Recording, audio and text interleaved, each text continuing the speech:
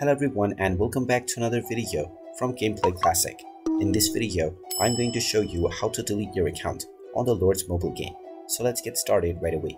First of all, open up the Lords mobile game on your device, and once you open it up, you will be taken into the main menu where you will see various different options. Now expand the game option at the bottom right corner and then tap on the gear icon. You will now be taken into the settings page.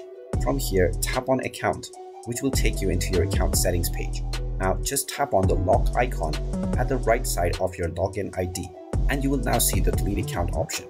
Go ahead and tap on it, and now you will simply need to tap on the OK button to submit a deletion request.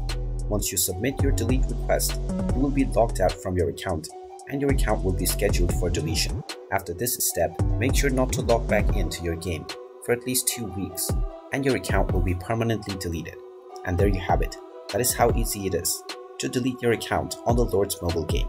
If you find this video helpful, make sure you hit that like button and subscribe to our channel if you haven't done so already. Also ring that notification bell to never miss another update from us. Thank you for watching and I will see you again in the next video.